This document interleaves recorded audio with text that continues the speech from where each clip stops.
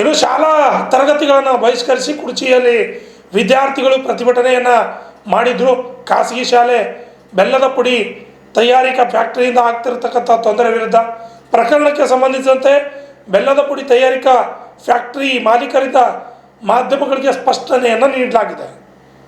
ಏನು ಖಾಸಗಿ ಶಾಲೆ ಕುರ್ಚಿ ಪಟ್ಟಣದಲ್ಲಿ ಶಾಲೆಗೆ ಪರ್ಮಿಷನ್ ನೀಡಲಾಗಿದೆ. ಶಾಲೆ ನಿರ್ಮಾಣವಾಗುವುದಕ್ಕಿಂತ ಮುಂಚೆ ಈ ಒಂದು ಫ್ಯಾಕ್ಟರಿ ಇತ್ತು ಅಂತ ತಿಳಿಸಿದ್ದಾರೆ. ಖಾಸಗಿ ಶಾಲೆಗೆ ಕುರ್ಚಿ ಪಟ್ಟಣದಲ್ಲಿ ಶಾಲೆಗೆ ಪರ್ಮಿಷನ್ ನೀಡಲಾಗಿದೆ.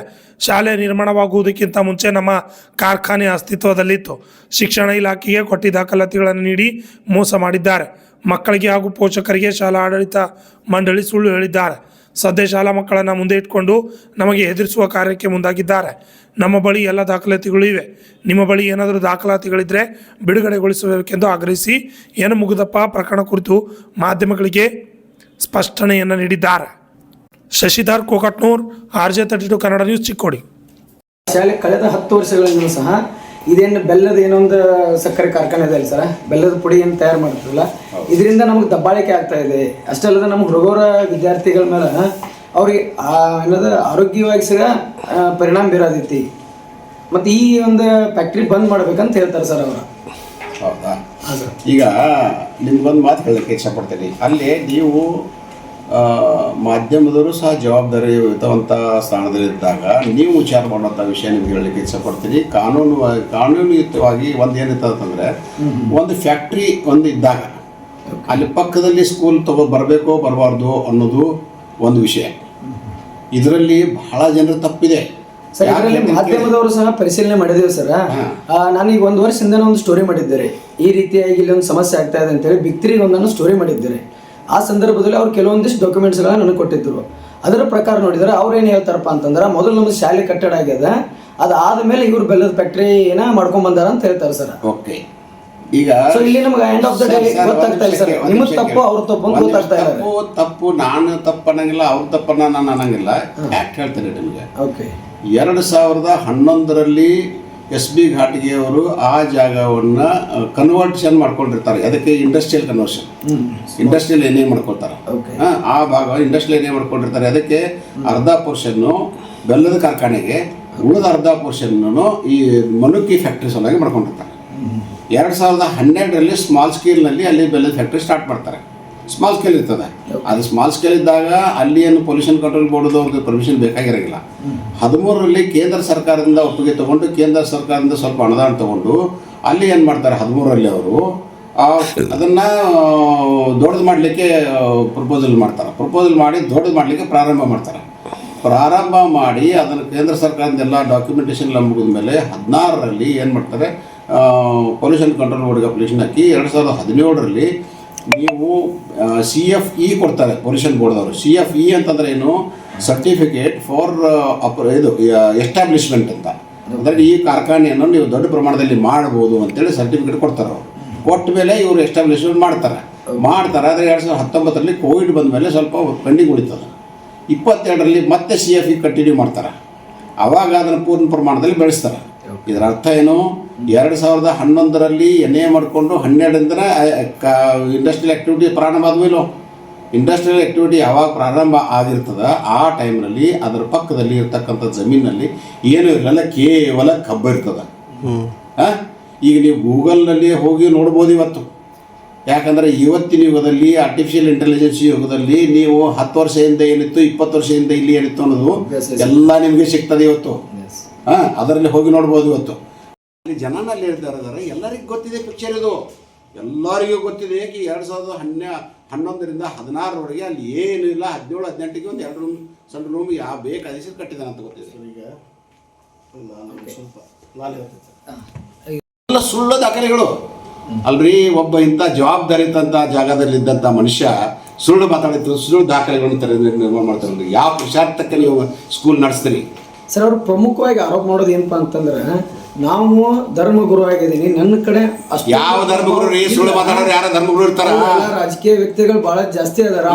ರಾಜಕೀಯ ವ್ಯಕ್ತಿ ಅದನ್ನ ಬ್ಲ್ಯಾಕ್ ಮೇಲ್ ಮಾಡ್ತಾ ಇದ್ದಾರೆ. ನಾ ಹೇಳೋದು ಕೇಳಿ, ಇವರು ಬರೇ ಘಾಟಿಗೆ ಅವರು MLA ಅನ್ನುವಂತ ಒಂದೇ ಶಬ್ದ ಇಟ್ಕೊಂಡು ಇವ್ರು ರಾಜಕೀಯ ಮಾಡ್ತಾ ಇದ್ದಾರೆ. ರಾಜಕೀಯ ಮಾಡಿ ಏನ್ ರಾಜಕೀಯ, ಇವನ್ ಜೊತೆಗೆ ಏನ್ ರಾಜಕೀಯ ಮಾಡ್ತಾರೆ ಅವರು?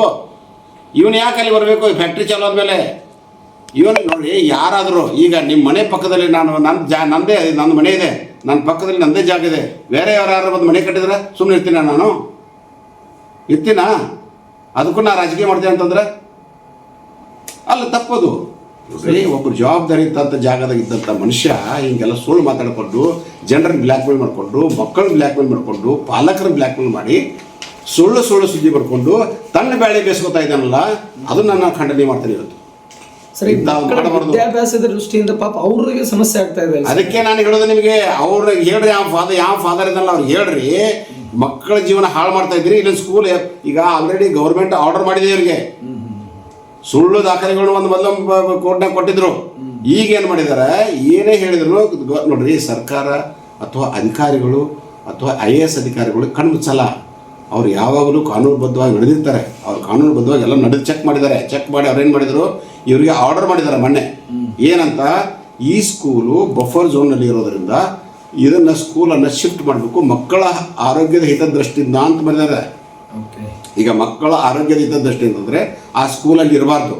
ಕೇವಲ ನಮ್ಮ ಫ್ಯಾಕ್ಟ್ರಿಯಿಂದ ಅಷ್ಟೇ ದೂಷಿತ ಅಲ್ಲ, ಅಲ್ಲಿ ಪಕ್ಕದಲ್ಲಿ ಗಾರ್ಬೇಜ್ ಯಾರ್ಡು ಇವು ಎಲ್ಲ ಇದಾವಲ್ಲ, ಅದೆಲ್ಲ ಮಕ್ಕಳ ಆರೋಗ್ಯದ ಮೇಲೆ ಪರಿಣಾಮ ಆಗ್ತದೆ.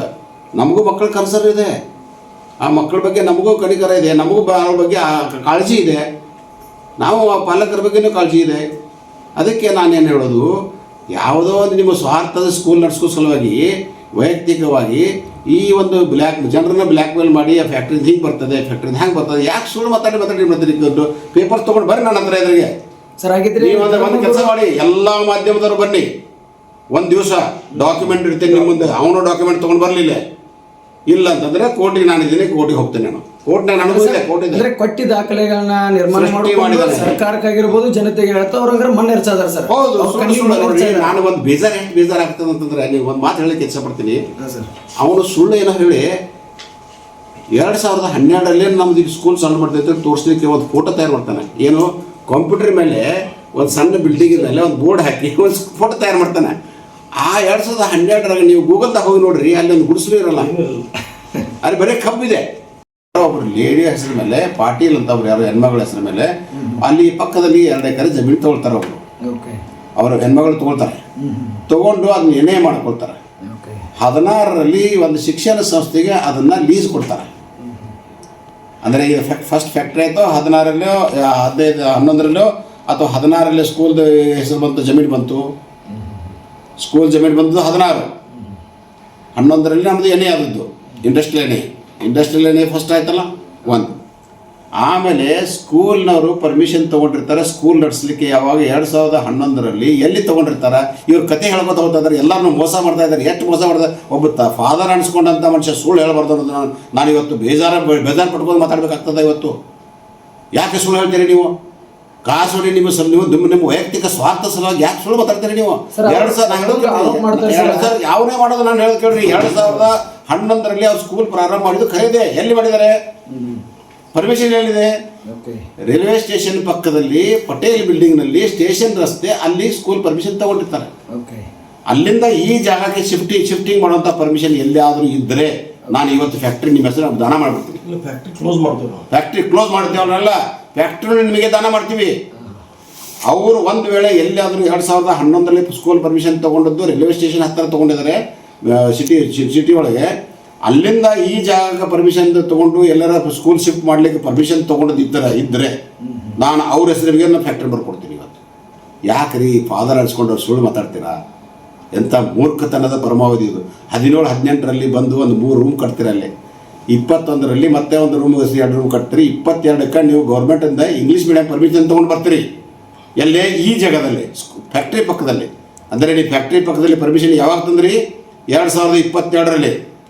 ಯಾವ ಈ ಅಧಿಕಾರಿ ಕೊಟ್ಟಿದ್ದಾನಲ್ಲ ಅವನದು ಸಹ ಇವತ್ತು ತಪ್ಪು. ಯಾವ ಶಿಕ್ಷಣ ಡಿಪಾರ್ಟ್ಮೆಂಟ್ನಲ್ಲಿ, ಎಜುಕೇಷನ್ ಡಿಪಾರ್ಟ್ಮೆಂಟ್ನಲ್ಲಿ ಯಾರ್ಯಾರು ಪರ್ಮಿಷನ್ ಕೊಟ್ಟಿದ್ದಾರಲ್ಲ ಅವ್ರದ್ದು ಇವತ್ತು ತಪ್ಪು.